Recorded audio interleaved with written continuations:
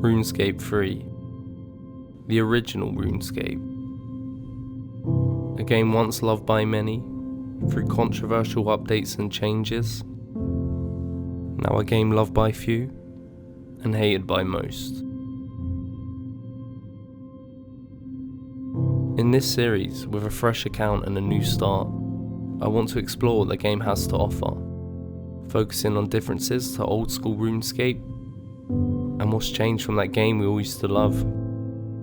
Let's together see if the game has hidden gems and interesting content that the average person won't find without playing the game.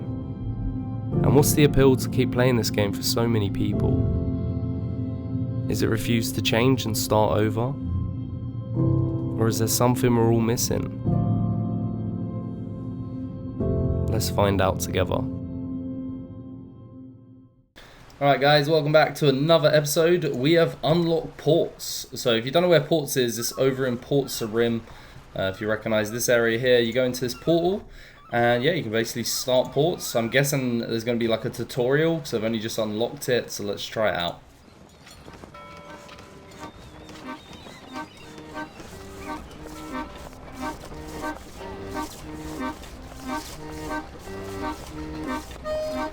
Hello there. Welcome to my port, such that it is. I know it's not much to look at anymore, but there was a time when this was a bustling hive of commerce.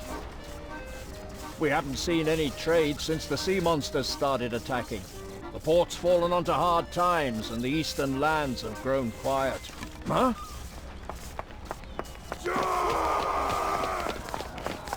Ah! Ha! Ah!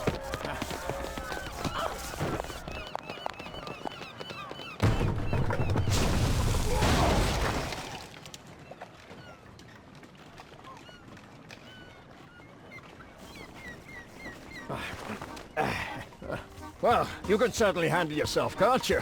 Name's Strum. John Strum.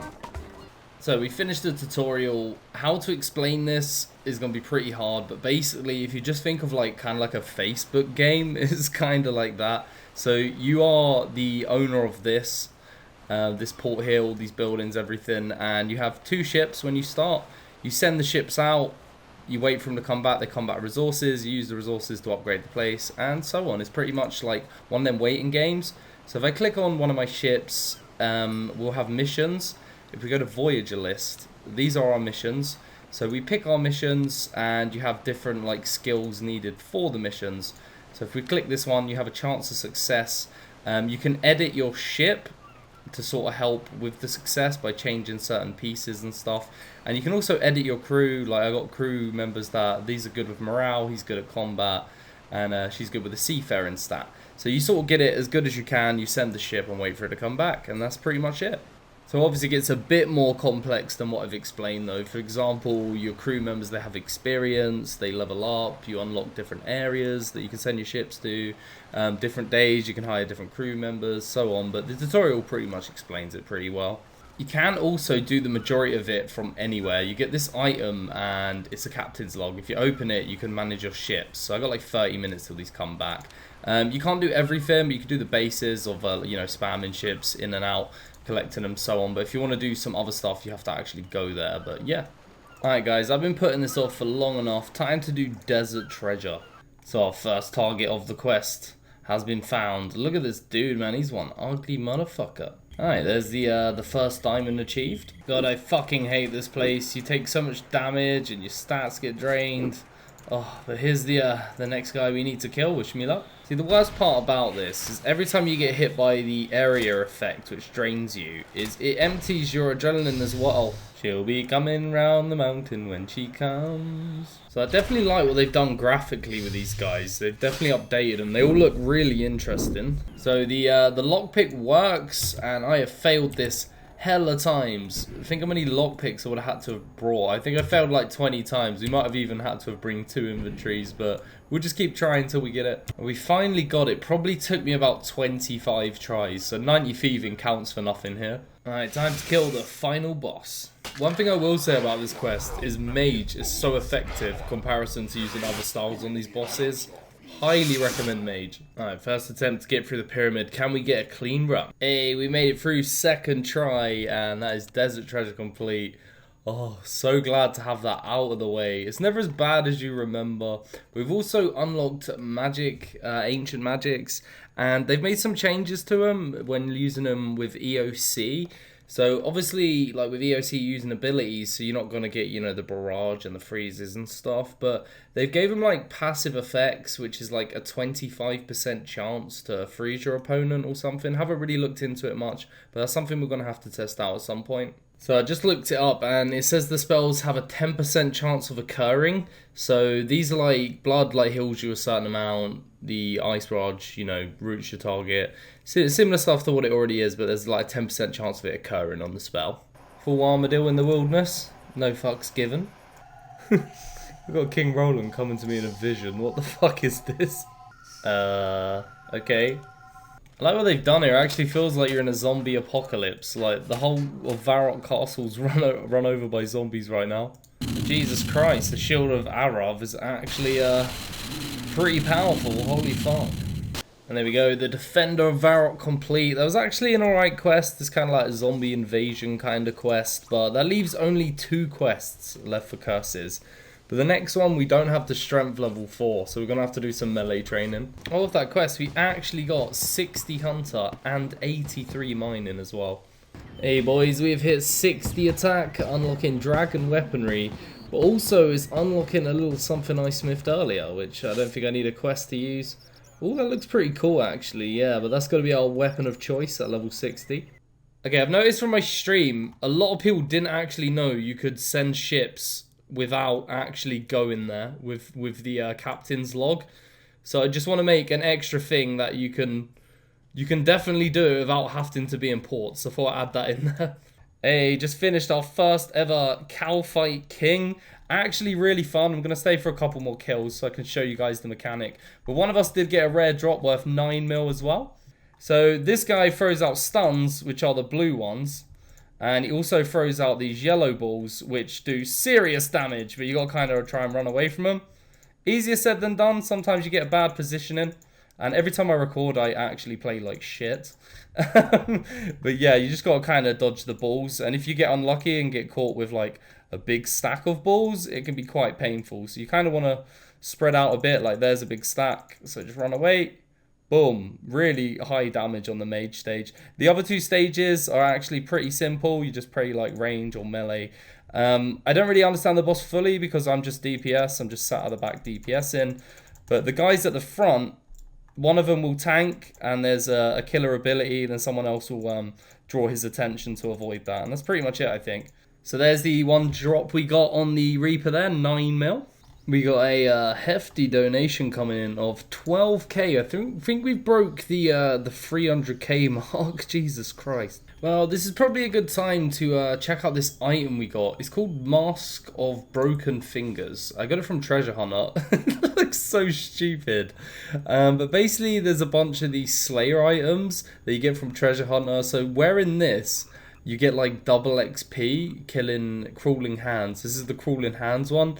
So we're going to go kill them. Once you get it to level, once you kill 100 of them, it will change the mask or something. Let's go try it out. So this mask actually keeps kill count of the monsters as well. Probably not great for crawling hands, but you know, it's pretty kind of cool when you get the higher level ones. Also has a teleport on it. I'm assuming I can't use it yet. No, wait, I can. So this can actually teleport me to the Slayer Tower, which is really useful. Also, how creepy are these crawling hands? My god, they look so weird.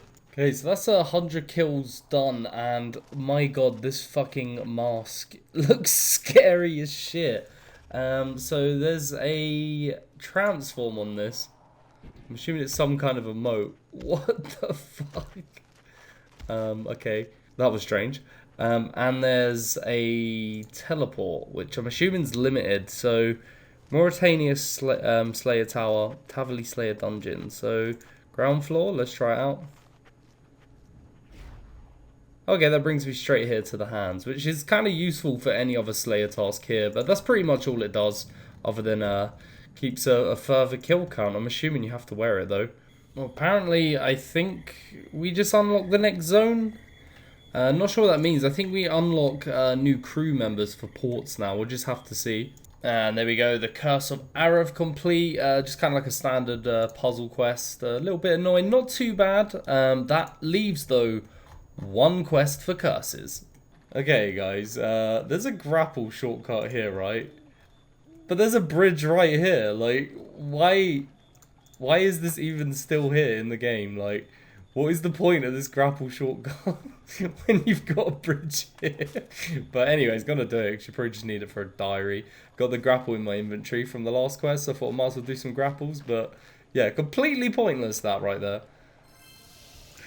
Oh god, I wish I recorded that. But the achievement itself is named A Bridge Not Far. Because I thought I'd come check out my farm, and I have fully grown chinchompas I've never touched, and 12 of them. Apparently these are good XP. Oh, let me grab my farming urns actually. One sec.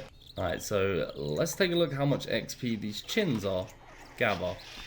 30k each. Oh my god, I have 12 of these. This is gonna be so much XP. Holy shit. I wonder what the urn drop's gonna be as well when I step away. Is that all of them? Alright, there we go. Let's stand back. And the urn drop a further 36. There we go. We have 80 farming has now been hit. And from my next pen, we step away and there's 81. So I just worked this out, right? From these two pens, I get 432k XP. That's fucking nuts. So one round trip of the farm, I went from 79 to 83. That is crazy. It should be another thieving level coming in right here. These wilderness safes are so nice. And to be honest, you're not really risking anything here. You lose maybe the shiny necklace, the painting, the random items you get. But yeah, these you get 11k and 2.2k as well on the each step. It's insane. So we got a fat thieving level coming in, 92, halfway there in brackets. So should be a thieving level here. 94 in the bag, hell yeah. And apparently achieved the highest total level possible on a free-to-play world. Damn, that's pretty high for free-to-play. So I'm currently near Falador and there's the gate. Apparently there's this island that celebrates a 15-year anniversary and it was kind of abandoned. So let's check it out. Oh, holy shit, it's purple. What the fuck? Guess it's time for a cinematic.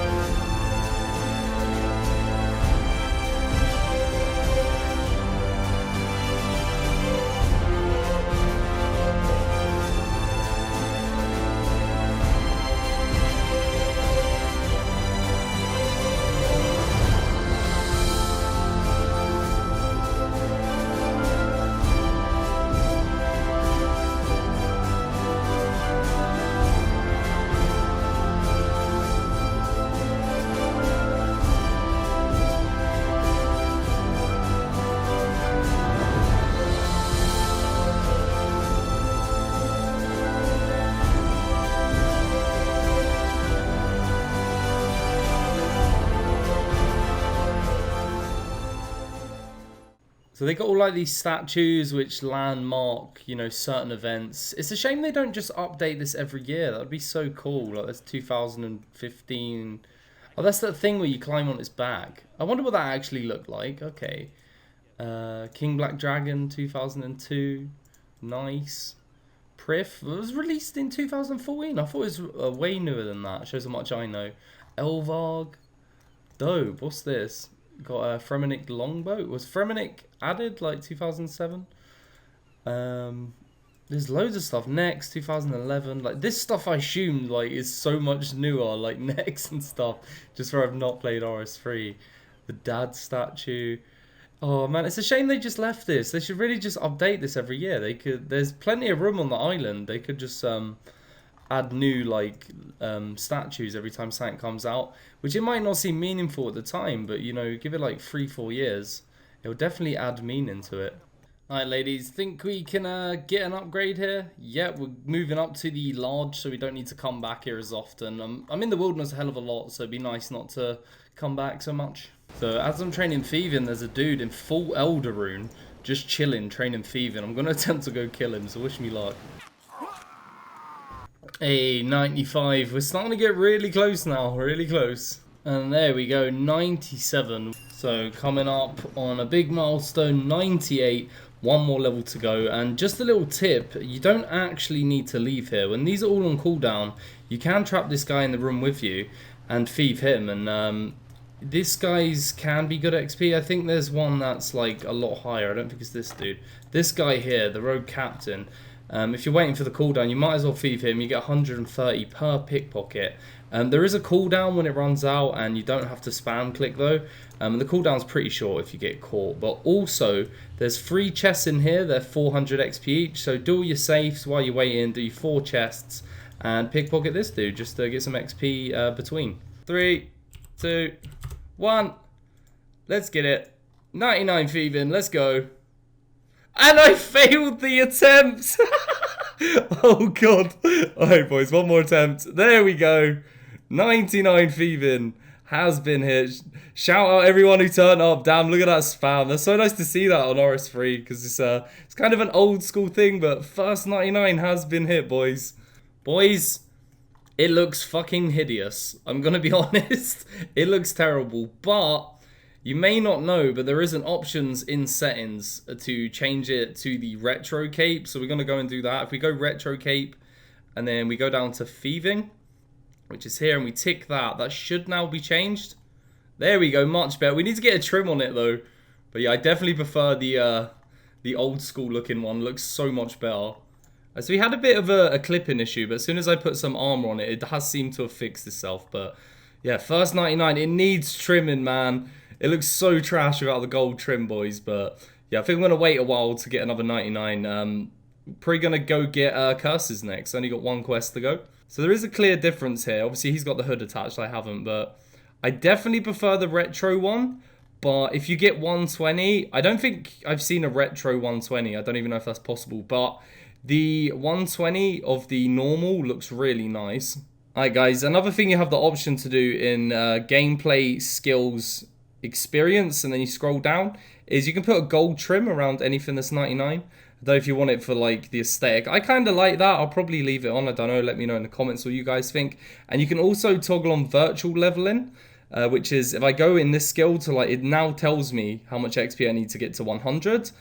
Without it, it doesn't tell me unless it's a skill that actually goes to 120. And it also has the green one. The green one is my virtual level. If I was to get that up, the green one would go up 1. So you have virtual levels as well. JB coming in with 2 bond donations so I can buy a safe keep for my untrimmed cape. Alright guys, so if you come in the shop, buy these keepsake keys. JB also coming in with a donation for rune metrics to get that unlocked, so we'll check that out. Okay, so if you want to use your keepsake, go to settings, customization, and then this little icon here, keepsake. And then the item you want to keepsake, so I'm going to use my hood because it's the only time it will ever be untrimmed. I can keep it permanently untrimmed. I think you drag and drop. And then store item in my keepsake box. Okay, I believe it's done. So now it should be a cosmetic, I think. And there it is. I can use it as a cosmetic override now. And it will forever be untrimmed, I believe. Okay, I really struggled to find the metrics button. Everyone's telling me it should be here. And I went all through the settings. I couldn't find it. I finally figured it out. So I thought I'd share it with you guys. Because this wasn't straightforward. If you click the cog on this bar, that tiny little cog. And it's here. There's some things that are not in my long bar. Which you can put on. So if I add that. That should be on there now. Let's have a look. Yes. Okay, there it is. How do I... Oh, I can't change the order. I don't know. It's annoying. But anyway, here it is. We should have it. Free. Pro. I should have Pro.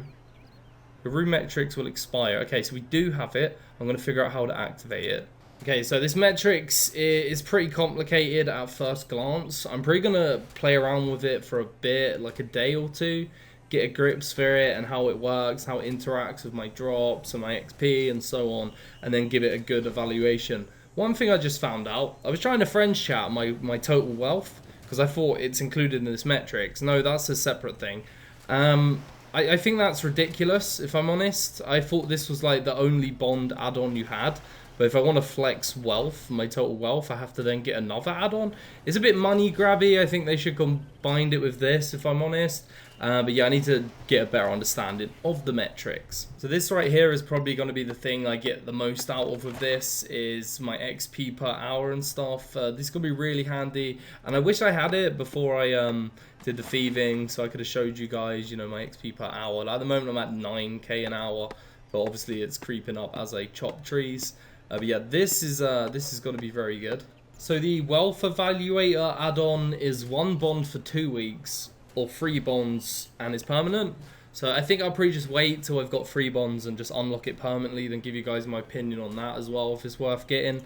But first we'll sort out the metrics. Probably going to end the video here. We managed to get our first 99, the big major accomplishment of this video. And the next video we're going to finish up curses, and we're going to check out the metrics a bit as well. But thanks for watching, thanks for the amazing support. Let's see if we can smash like 500 likes on this video, and yeah, catch you later.